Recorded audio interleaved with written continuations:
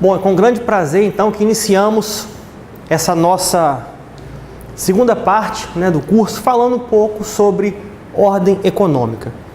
Eu já havia dito antes, no início, que o momento que a gente vive hoje no direito brasileiro é um momento em que todos os ramos do direito, sem exceção, eles têm como ponto de partida a Constituição Federal.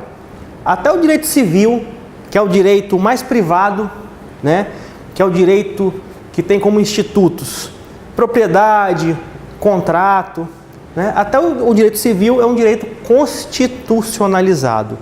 Assim também é com o nosso tema, com o tema ordem econômica. Por que falar disso? Porque as estatais, que é o objeto do nosso estudo, as estatais estão inseridas nessa temática de ordem econômica. O que elas fazem, o que elas exercem é a chamada atividade econômica, lato sensu. Vamos destrinchar depois esse conceito. Então começamos a tratar da ordem econômica, que é um tema altamente constitucionalizado.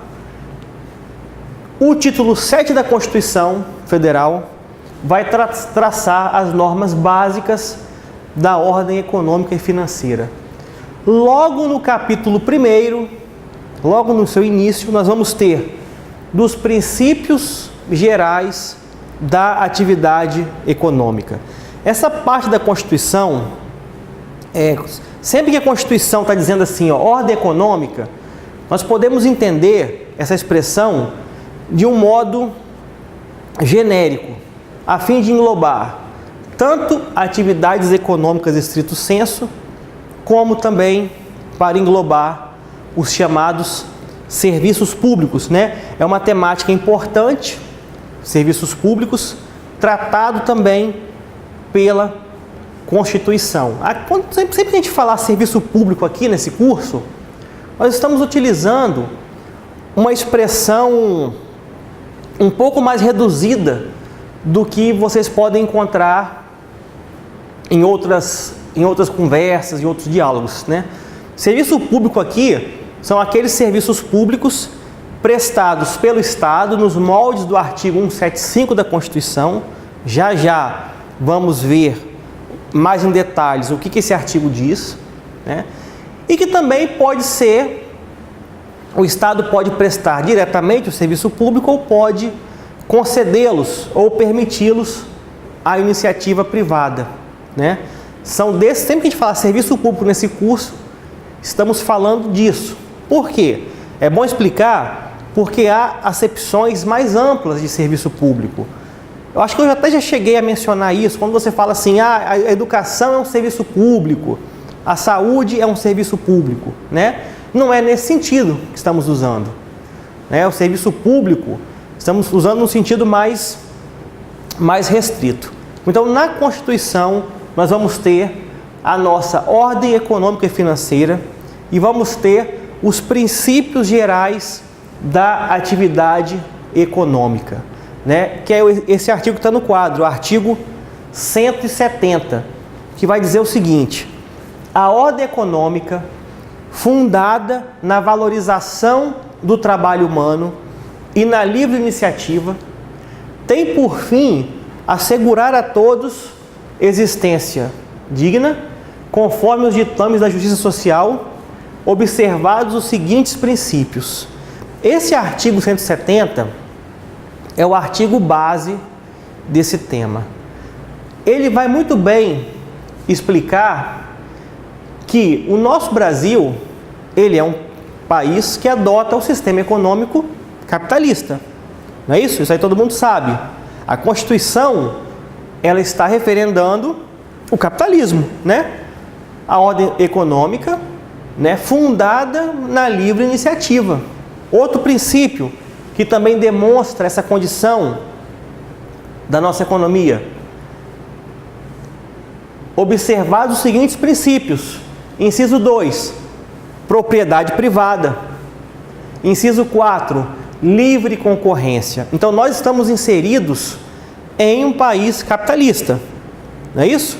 O Estado, ele via de regra, ele não é o detentor dos meios de produção, né? Os meios de produção estão com a iniciativa privada, de modo que essa é a norma básica da nossa ordem econômica. Agora, se por um lado nós somos um país capitalista, nós também não podemos dizer que nós somos um país de capitalismo selvagem, né? A Constituição, ela traça aqui algumas normas que demonstram essa assertiva que eu acabei de dizer. A ordem econômica, fundada na valorização do trabalho humano, tem por fim assegurar a todos a existência digna, não é isso? Os ditames da justiça social. Quando a gente vai para os incisos, aqui na verdade são 2 slides que falam sobre isso, só que ia ficar muito grande, a letra ia ficar pequena, mas olha só.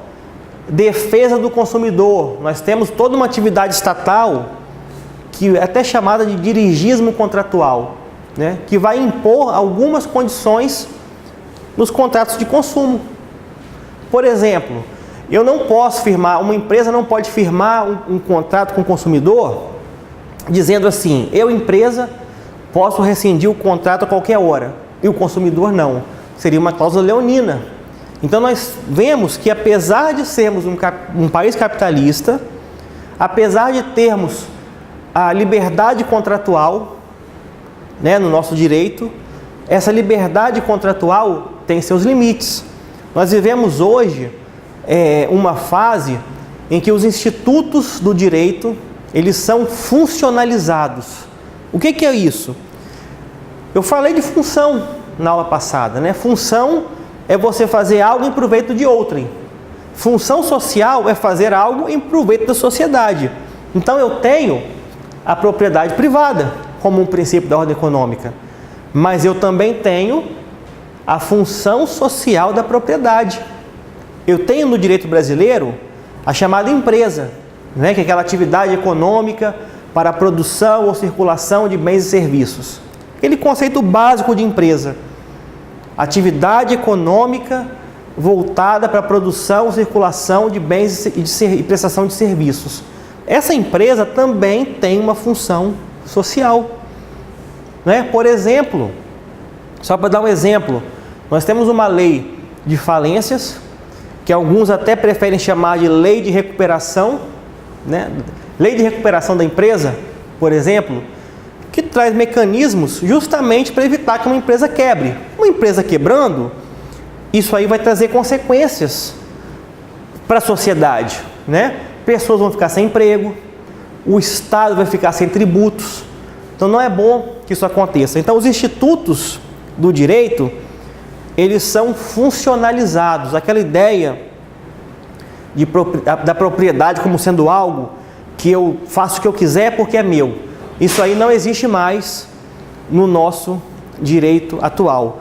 As normas ambientais também restringem bastante o direito de propriedade, né? Imagine só, eu, por exemplo, imagina que eu tenho um terreno e eu decida, por exemplo, construir uma casa de show. Quero colocar ali um baile funk, por exemplo, que eu gosto muito do funk, eu acho uma música muito boa, de muita qualidade, né, Júnior? Você gosta de funk, Júnior? Né? Eu resolvo montar lá um baile funk. Só que tem um problema. Lá no plano diretor do município, essa região onde meu terreno está é uma região residencial. Ela não pode comportar, ela não comporta comércio, ela não comporta casa de espetáculo. Então eu vou ter que escolher um outro lugar para colocar, né, para instalar a minha casa de baile, o meu baile funk, né? A minha casa de shows, eu vou ter que escolher outro lugar. A propriedade, então, ela acaba tendo essa conotação. Assim também é com as empresas estatais. As empresas estatais, elas têm uma função social. A Lei 13.303, o Estatuto da Estatal, ela expressamente falou dessa função social das estatais. Vamos ver sobre esse assunto. Tem uma parte aqui que vamos tratar dessa função social. Ou seja, não é simplesmente o lucro. Claro que o lucro é importante, sim. Imagina só, uma sociedade de economia mista que não dá lucro, o que vai acontecer com o capital privado? Vai sumir, né? Ninguém vai colocar dinheiro numa empresa que dá prejuízo. Se tem outras opções no mercado melhores, né? Então, para ter investidor, é preciso que a estatal, nesse caso da sociedade de economia mista, é preciso que ela dê lucro, né? É preciso que a atividade seja lucrativa. Mas as estatais também têm uma função social importante. Aqui só para falar de outros princípios, né? Redução das desigualdades regionais e sociais, busca do pleno emprego, né? Outro ponto também que o artigo trata, tratamento favorecido para as empresas de pequeno porte. Mas, Gustavo, o que isso tem a ver com o tema estatais? O que microempresa, o que empresas de pequeno porte tem a ver com a lei das estatais? Tem tudo a ver, pelo seguinte: nós temos no Brasil hoje um regime licitatório, regras licitatórias, melhor dizendo, que são regras favoráveis às microempresas e às empresas de pequeno porte. Nós temos, inclusive, algumas licitações, na forma legal, né? Algumas licitações são feitas exclusivamente para microempresas e empresas de pequeno porte. A lei das estatais veio e falou: olha, nas estatais também temos que respeitar os privilégios concedidos às microempresas e empresas de pequeno porte. Está expresso na lei. Nós vamos ter um momento que nós vamos discutir esse assunto. Não é agora, né? Aqui eu só estou dando um spoiler, só uma pincelada, né? Vamos logo falar sobre esse assunto, mas também se aplica. Então, o favorecimento à microempresa não foi um devaneio do legislador. Ele está seguindo o que está na Constituição, né? Está seguindo uma diretriz da Constituição. E o parágrafo único é interessante, ó. É assegurado a todos o livre exercício de qualquer atividade econômica, independentemente de autorização de órgãos públicos, salvo nos casos previstos em lei. Ou seja, a atividade privada, ela é livre à iniciativa privada. Nós vamos ver que, sendo livre a iniciativa privada, para que o poder público passe a exercer uma atividade privada, ele tem que ter um fundamento, não é, muito forte, tem que ter um motivo muito forte. Ele tem que ter um motivo ancorado na Constituição, senão ele vai estar invadindo um espaço que não é dele. No quadro, eu dividi aqui atividade econômica lato sensu e atividade econômica. Aí a atividade econômica lato sensu vai se dividir em atividade econômica estrito sensu e serviços públicos. Atividade econômica lato sensu seriam todas as atividades que o poder público executa que tem uma relação com a ordem econômica, seja essa atividade econômica estrito sensu, seja serviço público. Né? Lembrando que os serviços públicos que estão contidos aqui são os serviços públicos do artigo 175 da Constituição. Então, se a gente imaginar, se a gente fosse colocar uma legenda aqui nesse slide, né? O artigo 170, ele influencia todos esses quadradinhos aqui, tem relação com todos. A atividade econômica lato sensu, né, refere-se ao artigo 170. Quando o artigo 170 fala ordem econômica, ele está falando disso aqui, ó, atividade econômica lato sensu. Vamos ver depois que nós temos um artigo 173, que inclusive foi no bojo desse artigo que surgiu a lei das estatais. E esse artigo 173, ele está tratando de atividade econômica em estrito sensu, né? Por outro lado, quando se fala de serviço público, aqui nós já vamos ter a incidência do artigo 175. Então, basicamente, essas são as atividades econômicas exercidas, né, pelo Estado. Nós já podemos notar aqui o seguinte, veja bem, olhando para isso aqui, aliás, esquece isso aqui, vamos um pouco na intuição. Se a gente for pensar bem,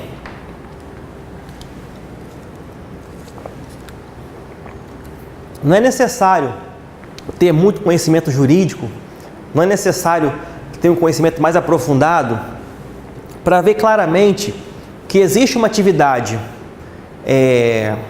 que tem uma relação maior com o poder público e tem uma atividade que tem uma relação maior com a iniciativa privada.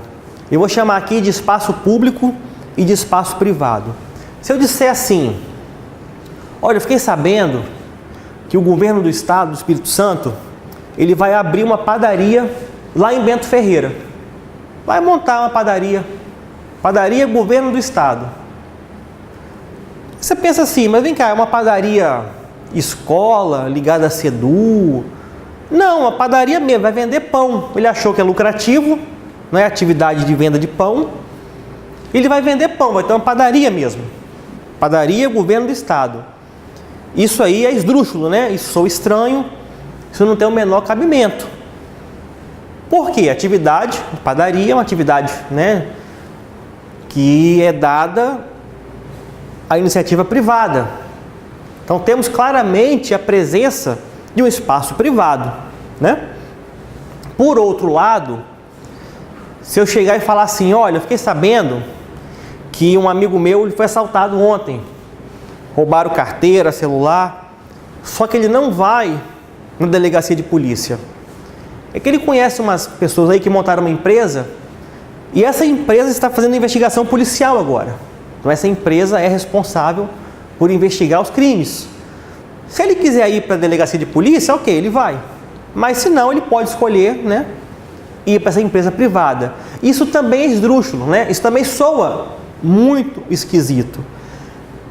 Porque essa atividade policial, por exemplo, só para dar um exemplo, né, é uma atividade da área pública, do espaço público. Então nós temos um espaço público e um espaço privado. Sempre que a gente pensa em atividade econômica estrito sensu, nós podemos vincular essa ideia ao espaço privado, né? Via de regra, sempre que o Estado atua na atividade econômica estrito sensu, nós podemos dizer que essa atuação é uma atuação excepcional. Sempre que alguém atua na área de outrem, o direito chama não de invasão, chama de intervenção, né? Quem gosta de direito constitucional deve se lembrar lá do Instituto da Intervenção, né? A União, ela pode intervir nos estados e a União pode intervir nos municípios de territórios e o Estado pode intervir nos municípios. Mas isso aí de forma excepcional. Intervenção, tanto nos estados como nos municípios, não é algo corriqueiro, não é algo que você vê todo dia. É uma situação excepcional. Em casos muito específicos vai ocorrer intervenção. Então, sempre que eu falo intervenção, eu posso pensar assim, alguém está atuando na área de outrem, né? Então, eu posso falar que quando o Estado atua na atividade econômica estrito sensu, ele está intervindo no domínio econômico? Sim, eu posso falar que sim, né? Por quê? A atividade econômica estrito sensu é uma atividade do espaço privado. Excepcionalmente, a Constituição vai autorizar a atuação do Estado. Em algumas situações, inclusive, a Constituição vai dizer assim, Algumas atividades são econômicas em estrito senso, mas são atividades do Estado, chamados monopólios, por exemplo. Né? Temos um monopólio do petróleo na Constituição, artigo 177. Sempre que a gente fala monopólio, monopólio é de atividade econômica em estrito senso. Você não tem monopólio de serviço público. Até na gíria até usa, né? Pode até ver no Jornal Nacional em falar o monopólio do serviço público e tal. Mas não, quando você tem serviço público, você usa a expressão privilégio, né? Monopólio mesmo é atividade econômica em estrito senso, que é um espaço privado que a Constituição resolveu meio que transformar em espaço público, né? Meio que dar ao Estado, mas por uma questão muito relevante, né? Por uma questão muito relevante. Por outro lado, quando o Estado presta um serviço público, nós não podemos dizer que o Estado está intervindo no domínio econômico, porque serviço público é dele, né? Primeiramente, serviço público é dele. Ele não está intervindo, ele está atuando. Então, essa é a diferença. Intervenção, está aqui, ó, intervenção econômica em estrito senso. Atuação, está aqui, serviço público. Então, são coisas diferentes. São coisas diferentes. Espaço privado e espaço público. Agora, como eu já até adiantei, em algumas situações, o público ele vai estar presente vai estar presente no espaço privado, né? Ou competindo, ou participando desse espaço privado, em regime de competição, né? Por exemplo, os bancos estatais, Banco do Brasil, Caixa Econômica Federal, Banestes, né? São instituições que prestam serviço financeiro, né? Uma atividade financeira, atividade bancária. Só que, ao lado desses bancos públicos, nós temos Itaú, Bradesco, Santander, né? Temos os bancos privados, eles estão competindo. Eles estão competindo em igualdade, né? Ou seja, o espaço privado recebe a presença de atores, vamos chamar assim, atores públicos, né? Atores da administração pública. Por outro lado, isso aí competindo, né? Ou também promovendo uma verdadeira absorção, que é o caso do monopólio, né? Então temos essa atuação do Estado na atividade econômica em estrito senso. Por outro lado, também em relação aos serviços públicos, que é o espaço público, nós vamos ter a presença de empresas privadas. Por exemplo, concessões e permissões, né? Lei 8.987 de 95, é a lei das concessões e permissões de serviço público, né? Tem até uma celeuma aí na área, gente que vai dizer assim, olha, hoje em dia esse negócio de concessão e permissão é a mesma coisa, não tem diferença, a lei acabou igualando os regimes jurídicos. Não é nossa temática aqui, não vamos entrar nesse detalhamento, né? Estamos mencionando o que a lei diz. A lei fala concessão e permissão de serviço público. A Constituição usa essa expressão e a lei também vai utilizar essa expressão. Então, quando se fala em serviço público, eu estou falando de espaço público. E lembrando, aqui eu não estou usando aquele conceito ampliado, né? Na França, por exemplo, alguns séculos atrás, tinha um autor chamado Léon Deguy. Para Léon Deguy, tudo que o Estado fazia era serviço público. Então ele vinculava direito administrativo a serviço público, né? E outros autores também seguiram essa linha. Gezé, Bonnard, autores franceses que foram na linha, na chamada escola do serviço público. Nós não utilizamos dessa forma, né? Nós sabemos que o direito administrativo hoje, ele se ocupa de diversos assuntos que não tem a ver com serviço público. Nós vimos na outra aula, né, serviços públicos, polícia administrativa, não é, que é o chamado exercício do poder de polícia, intervenção, né, fomento, são atividades em que o Estado vai atuar e não podemos chamar todas elas de serviço público, né? Então que fique bem claro essa distinção. No espaço público atua privado e no espaço privado atua público, né? Não podemos ter a concepção, muita gente que fala assim, o Estado ele não se faz presente na área tal, mas ele fez uma concessão, né? Se ele fez uma concessão, está havendo a prestação de serviço público. A prestação de serviço público não necessariamente vai ser direta. Por uma questão estratégica, o Estado pode escolher promover uma concessão ao invés de prestar o serviço público de forma direta, né? Mas o serviço continua sendo de titularidade dele. O que ele vai transferir é apenas o exercício dessa atividade. Titular continua sendo ele, né? Um autor muito célebre chamado Eros Roberto Grau, né, ministro aposentado do Supremo Tribunal Federal, ele é um dos maiores autores na área de direito econômico no Brasil. Então, esse autor tem um livro até clássico, muito clássico, A Ordem Econômica na Constituição de 88. Eu vou deixar aqui na bibliografia para quem quiser se aprofundar.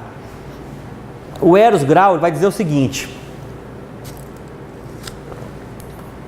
essas são as formas pelas quais o Estado pode intervir no domínio econômico. Então, primeiro, ele vai falar de intervenção por absorção ou participação, que são duas coisas distintas, né?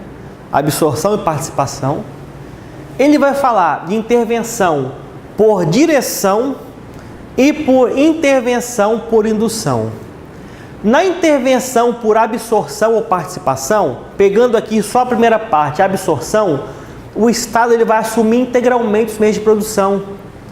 É o chamado monopólio, não é? Ele vai absorver aquele setor econômico, ele vai atuar em regime de monopólio. Como eu já falei, nós não temos monopólio de serviço público. Mas e os Correios? Aí é privilégio, não é monopólio, são coisas diferentes, são coisas diversas. Uma coisa é o monopólio, outra coisa é o privilégio. Essa é a atuação, a intervenção por absorção. Só lembrando, quando o caso é de intervenção, eu também posso chamar de atuação. Mas quando o caso é só de atuação, eu não posso chamar de intervenção. Seria mais ou menos assim: atuação é uma expressão coringa, é uma expressão genérica, cabe em tudo, né? Intervenção não. Intervenção é só no caso de alguém atuar na área de outrem. Então temos aqui a absorção, o Estado assume integralmente, né? Aquilo ali passa a ser dele, ele absorveu aquela atividade econômica. Por outro lado, nós temos a participação. O Estado ele vai assumir o controle de parcela dos meios de produção, mas ele não vai expulsar as empresas privadas. Exemplo, já dei aqui, bancos, né? Nós temos Banestes, nós temos... Quem é de fora, né? Não é Banestes não, já vi gente de fora falar assim, lá no estado do Espírito Santo tem um banco, né? O Banestes, não, é Banestes. Temos o Banestes aqui no estado, temos a Caixa Econômica Federal, temos o Banco do Brasil. São empresas estatais, mas que não excluíram, né? A União, o Estado, não excluiu a participação de empresas privadas naquela atividade. Não houve absorção. Houve o quê? Participação. E é uma forma de intervenção, porque essa área aqui é uma área que é de quem?